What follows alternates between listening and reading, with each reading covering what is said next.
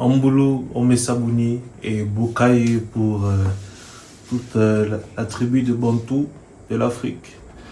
Bon, bienvenue à tout le monde sur la Worldview Chronicles. On peut dire que c'est un grand retour après un long moment d'absence, vous savez. Tantôt attaqué par la maladie, tantôt empêché par certaines obligations, avec de nouveaux posts qui m'ont été personnellement adressés par la communauté gabonaise ici sur place. Je peux vous dire que ça a été un peu difficile de revenir sur le plateau pour redonner un nouveau souffle à la chaîne et continuer d'évoluer ensemble et toujours rester à l'écoute de l'information du Gabon et du monde entier. Sans plus tarder, on se voit tout de suite après le générique.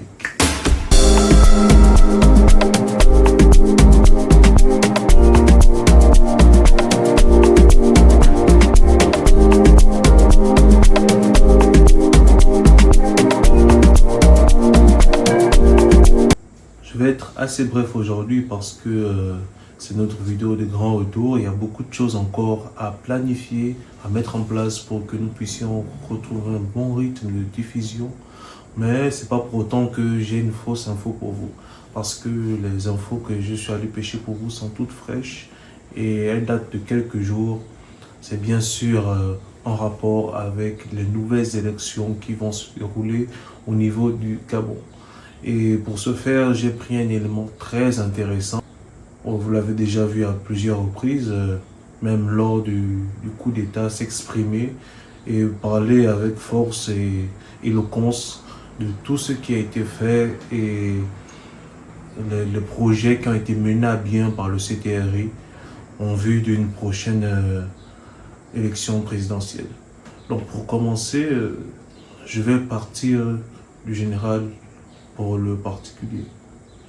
Présentement, au Gabon, on peut dire que nous traversons des moments durs, si j'en crois les gens avec qui je communique et la situation que nous voyons sur les médias. Déjà, on sent un délestage au niveau des populations, surtout du point de vue de l'alimentation en énergie.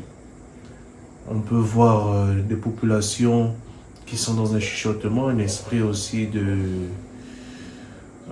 pour ne pas employer un mot vulgaire, juste comme le Congo-Ça. Tous ces cris-là ont été portés à mon attention et à mon oreille. Donc j'aimerais dans un premier temps étaler d'abord la souffrance qui a été reçue par les Gabonais, mais sans manquer de souligner tous les actes de bienfaisance qui ont été menés par le président de la transition, M. Brice Clotaire Oligui Nguema. Donc, prenons un peu cet élément. Nous avons aussi avec vous rendez-vous pour rendre compte aux Gabonais. Vous êtes arrivé un 30 août et vous avez dit aux Gabonais, vous allez restaurer les institutions. Vous allez rendre la dignité aux Gabonais. C'était des termes génériques qui ont suscité l'espoir et l'engouement au sein de la population. Et certains estiment quand même dans ce pays que le Comité pour la transition et la restauration des institutions n'a apporté que des promesses, sans résultat, zéro au compteur. Quel fait tangible, aujourd'hui, à l'heure du bilan, pouvons-nous présenter à ceux qui disent que le CTRI n'a rien apporté? Voilà ce qu'ils ont pu faire. La réhabilitation et la construction de 900 km de routes environ.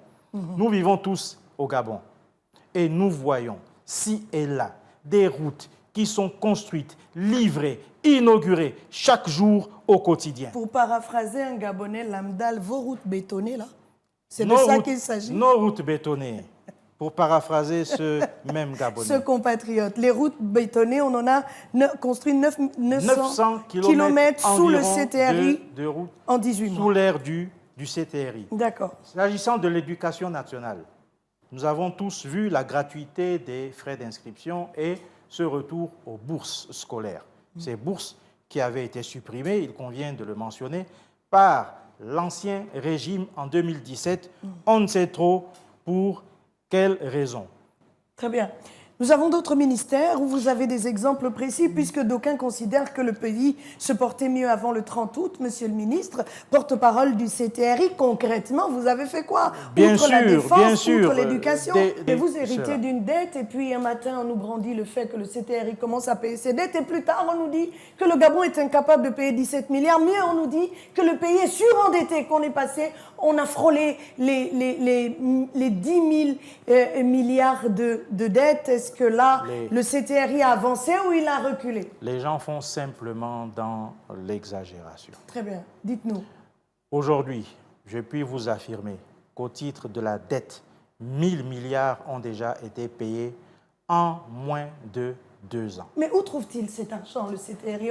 On est bien curieux de savoir qu'un pays en transition, qui ne reçoit pas forcément l'argent de l'extérieur, comment le CTRI, vous avez une cachette magique où on va puiser de l'argent pour donner dans les provinces 7 milliards, on est dans chaque province 7 milliards, puis on arrive à payer 1000 milliards de dettes en moins de 18 mois. Alors, où est-ce que vous avez trouvé cet argent? Nous nous inscrivons simplement dans ce qu'il convient d'appeler l'orthodoxie financière.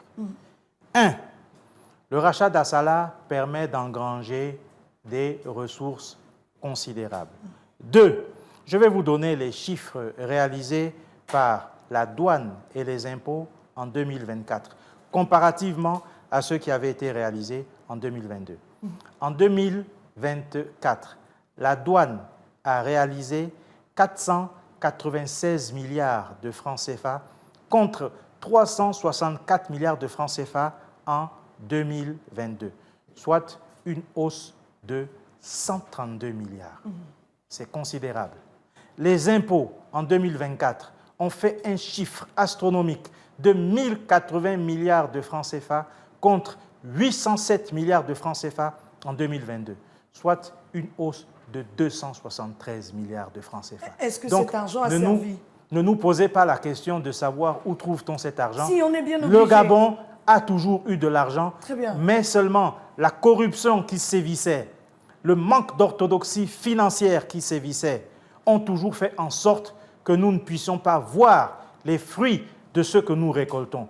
Aujourd'hui, le ciel tend à s'éclaircir et nous entendons bien en profiter. Il faut bien prendre en compte certains aspects. Tout ce qui est dit, tout ce qui est écrit n'est pas forcément vrai. Malheureusement, au Gabon, nous avons tendance à penser que dès qu'un journal s'est prononcé sur une rumeur, dès que des personnes ont discuté d'un sujet, c'est forcément vrai. Puisque nous parlons du ministère de l'Intérieur, la question qui taraude les esprits au sein de l'opinion, c'est le ministère a désormais tous les droits, parce qu'il est le ministère en charge des élections. Est-ce que quelqu'un qui organise une élection peut la perdre? La question fondamentale que je m'en vais vous poser est celle de certains Gabonais qui disent que le ministère est en train de tout tailler sur mesure pour le président de la transition qui, je le rappelle, ne s'est pas encore prononcé sur sa candidature. Qu'avez-vous à répondre? Vous faites bien de dire que le président de la transition ne s'est pas encore prononcé sur sa candidature parce qu'il ne l'a pas encore fait.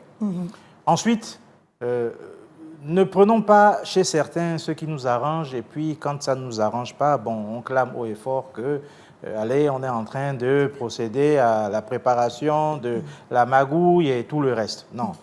Qui organise les élections dans les autres pays? Je pense que c'est le ministère de l'Intérieur.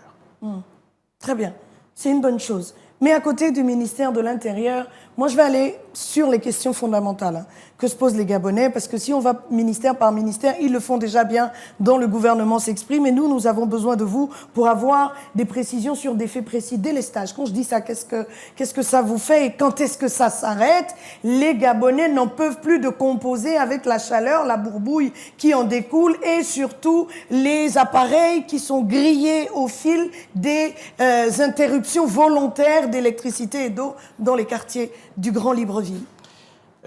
Les délaissages persistants, malgré les efforts engagés, s'expliquent par des contraintes structurelles accumulées sur plusieurs années. Il faut relever que cela fait plus de 20 ans qu'il n'y a pas eu de projet structurant au niveau de la SEG. Et cela se fait ressentir aujourd'hui. Vous pouvez avoir la voiture la plus performante, vous pouvez avoir la voiture la plus efficace, mais si elle n'est pas entretenue, au bout de 10 ans, 15 ans, elle vous lâche. Et c'est ce à quoi nous assistons. Il n'y a pas eu d'investissement majeur, de projet structurant à la SEG depuis plus de 20 ans. Même si certains ont voulu nous faire croire qu'en 2 ans, 2021-2022, ils allaient totalement régler le problème d'eau et d'électricité. Bon, c'était un mensonge de plus. Je ne m'étendrai pas en longueur sur la question. C'est la raison pour laquelle le président de la transition, président de la République, chef de l'État, a mis en place ce projet Transfo 2025. En quoi il consiste? Dites-nous. 4 axes. Le premier axe concerne le renforcement des infrastructures énergétiques, avec à terme une production estimée à 1200 MW. Le deuxième axe concerne la digitalisation et la sécurisation des systèmes énergétiques. Un troisième axe se focalise sur la réduction de la dette et la renégociation des contrats. Vous comprendrez après dans mes explications ce fait de renégocier les contrats. Pourquoi doit-on renégocier? Allez-y déjà, le quatrième point. Et enfin, le quatrième axe porte sur la rationalisation des services publics parce qu'il y en a trop, il y en a qui ne sont pas utiles. Il va bien falloir rationaliser tout ça. Et l'amélioration de l'accès à l'énergie pour tous à travers des initiatives Un Gabonais, un contrat. Un Gabonais, un compteur, autant pour moi. Je vais vous expliquer en termes simples ce qui vient d'être dit. Quand on prend le cas de Libreville, Libreville a des besoins énergétiques qui se chiffrent à 330 MW. Et lorsqu'on mutualise les efforts de tous les producteurs d'énergie, nous n'atteignons que 260 MW. À savoir, la SEG qui produit capacité maximale de 95 MW, la Société du patrimoine qui produit 60 MW maximum, et Agreco, un opérateur qui produit 105 MW au maximum. Ça nous donne une capacité, une production de 260 MW. Et je viens de vous dire à l'instant que les besoins énergétiques de Libreville étaient de 330 MW. Vous comprendrez donc aisément qu'il y avait un gap de 70 MW. Il fallait les trouver dans l'urgence. Nous les avons trouvés et c'est ce qui justifie la présence du bateau Car Powership. Mais le bateau, il nous coûte cher. Oui ou non? Il coûte cher au Gabon, non? Oui. Et c'est là que je parle de renégociation de contrats. Bien. Miraculeusement, nous sommes passés de 14 milliards de francs CFA à la somme de 1,8 milliard de francs CFA, ce qui est beaucoup plus raisonnable, ce qui est tenable dans la durée. Et donc, vu qu'il fallait trouver une solution urgente, à court terme, nous avons opté pour cette solution de bateau qui peut nous fournir une capacité minimale de 70 MW pour combler ce gap que nous avons et qui justifie les délestages, sans oublier que les projets structurants n'ont pas été mis en œuvre. Comme vous avez pu le voir, les élections approchent à grands pas et des comptes ont été demandés au CTRI. Et par la voix du ministre, nous avons pu recevoir quelques réponses, sinon écoutez sa brève éloquence dans notre vidéo. Vous pouvez voir que le CTRI a quand même mené de grandes actions pour changer la vie, sinon le quotidien des Gabonais, même si nous ne sommes pas arrivés au terme, sinon à l'accomplissement de l'Eldorado. Mais rien qu'écouter les chiffres qui ont été donnés par le ministre et voir à quel point le Gabon est un pays riche et que donc bientôt nous pourrons jouir des bienfaits de ce que nous produisions, c'est quelque chose d'assez extraordinaire, je veux dire. Et pour la suite, il paraît que dans les jours qui ont suivi, Monsieur le Président Brice Clotaire Oligui Nguema a donné sa candidature et est bien parti pour remporter les élections. Comme je disais, j'allais partir du général au particulier. Maintenant, si on prend mon avis, mon simple avis et humble avis, je pense que donner quelques années à Monsieur le Président de la transition serait en effet un bon commencement, un bon début, malgré les cris et les ragots qui sont colportés, comme a dit le ministre. Tout ce qui est dit, tout ce qui est écrit n'est pas toujours la vérité. Même si lorsqu'on se rapproche du Gabonais lambda, il ne saurait savoir qu'est-ce qui a été vraiment opéré par cette transition. Surtout que avec tout ce qui s'est fait comme bouleversement au niveau de la politique, les Gabonais ont voté pour le oui ou le non. Certains n'ont même pas lu cette constitution. Mais je sais que les choses vont bouger si nous voyons un peu à la personne de M. Oligui l'accomplissement des projets qu'il a énoncés lorsqu'il est passé par la force. Et ce qui n'est peut-être pas une bonne chose pour la vie politique aujourd'hui, comme énonçait on va dire, le corps habillé. Parce qu'ils ne sont pas juste politiciens. Ils sont rentrés en politique, mais avec la faveur des militaires. Donc, ce n'est peut-être pas une bonne chose de voir des militaires au pouvoir, mais c'est peut-être ce dont le Gabon avait besoin.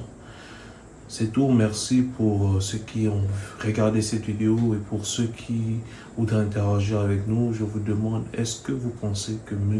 Brice Clotaire Oligui Nguema est cet espoir que le Gabon attendait et que 7 ans de mandat seront suffisants pour redonner aux Gabonais leur fierté, de donner aux Gabonais la possibilité de travailler pour avoir de quoi se vêtir, manger et s'éduquer. Donc, c'était tout. N'hésitez pas à parler en commentaire et nous dire qui est votre favori. Donc, nous vous attendons. Prenez soin de vous.